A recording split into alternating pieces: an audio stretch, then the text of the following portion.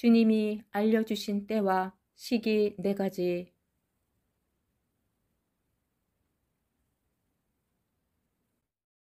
그 댓글의 관심도를 보면 주님이 속히 오시기를 바라는 사람들이 많다는 사실을 알게 됩니다. 그만큼 지친 마음이 있고 오래 기다렸다는 방증이기도 합니다. 준비되지 않고 깨어있지 못한 사람은 주님이 속히 오시는 것을 반기지 않을 것 같습니다. 사람들이 이렇게 말하고 저렇게도 말하지만 우리는 말씀을 따라가야 하고 그 말씀이 심판의 기준이 될 것이니 우리는 위선을 조심해야 합니다. 때와 시기를 질문한 제자들에게 주님은 정확한 날짜를 주시지 않았지만 시대를 분간하는 최선의 방법을 알려주려고 여러 각도에서 말씀하신 것 같습니다. 주님께서 다시 오실 때를 분간하기 위해 주신 말씀을 통해 우리는 그때를 면밀하게 관심을 가져야 합니다. 해산의 진통에는 여러 징조들을 일러주셨는데 이는 일곱인의 징조와 유사합니다. 1. 해산의 진통은 장기적인 관점입니다. 1. 많은 사람들이 그리스도라 행세하며 미혹할 것이다. 2. 전쟁 소식을 듣게 될 것이다. 3. 기근, 지진과 전염병이 있을 것이다. 4. 박해와 순교, 교회 시대의 환란을 당할 것이다. 5. 거짓 선지자들이 사람들을 그릇되게 인도하여 말씀에서 멀어지고 사랑이 식어질 것이다. 6. 복음이 모든 민족에 전파될 것이고 그때 비로소 종말이 올 것이다. 7. 태양이 어두워지고 달이 핏빛으로 변하고 하늘의 권능들이 흔들릴 것이다. 2. 무화과 나무를 보라. 무화과 나무는 한 세대의 길이입니다.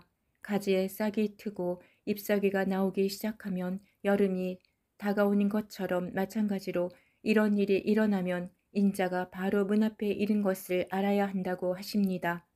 무화과 나무의 교훈을 배우라 하시는 것은 특별히 이것에 주목해야 한다는 말씀입니다. 왜냐하면 주님께서 문 앞까지 오셨으니 임박한 때라는 사실입니다. 싹은 이스라엘의 독립으로 해석하는 경우도 많은데 마지막 한 세대와 잘 어울리는 해석입니다. 누구나 인정하는 표징의 대상은 역시 이스라엘입니다. 열매로 해석하는 사람도 있는데 이 경우 싹이나 이 세대가 지나가기 전에 문맥과 연관성이 적어지지만 여름 무화과를 추수하는 시즌에서는 가능한 해석입니다. 예루살렘의 멸망으로 해석하는 것은 이 세대가 지나가기 전에와 어울리지만 문맥은 주님이 다시 오실 때에 대한 내용입니다.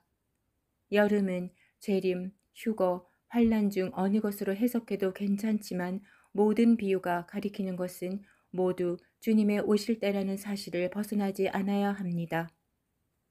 3. 노아의 때와 같을 것이다.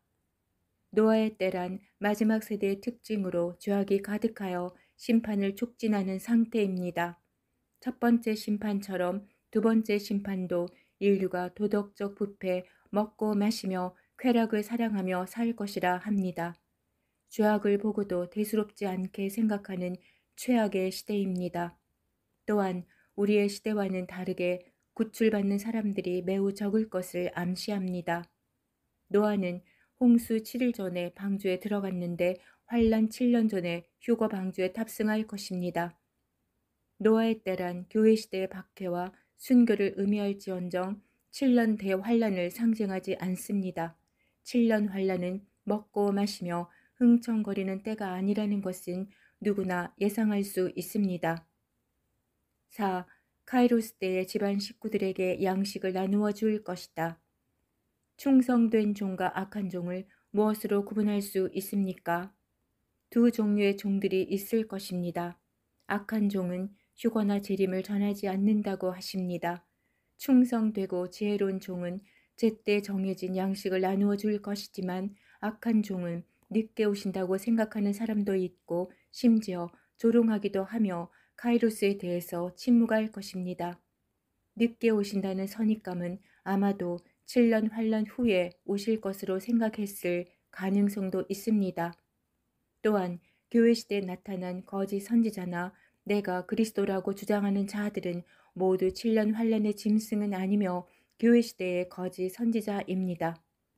주님의 오심을 앞두고 깨우는 종들과 준비하는 신부들이 나타나는 것을 기술하고 있습니다.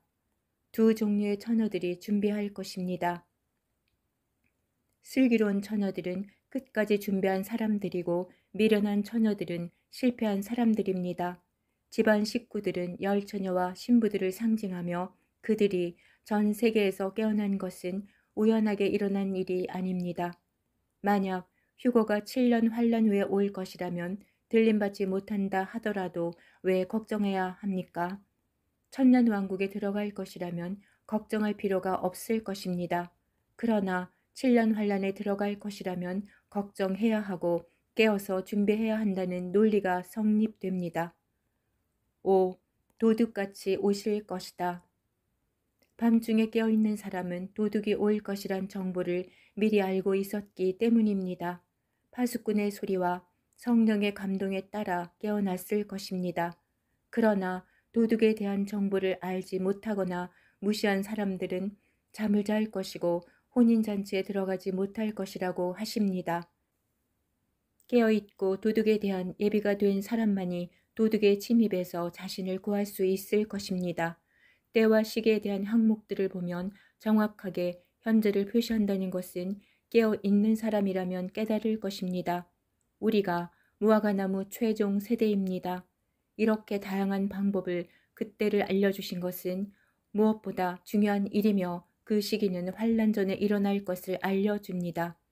이것을 깨닫고 깨어있다는 사람은 그리스도께 택함을 받은 것이나 다름없습니다. 결승선까지 경주하는 것도 성령의 도우심으로 도착할 것입니다. 하지만 등불이 꺼지지 않도록 기도와 거룩함으로 준비해야 하는 것이 각자의 책임입니다. 롯의 아내처럼 마음이 흔들려서 마지막 결승선을 앞두고 탈락하는 일이 없어야 합니다.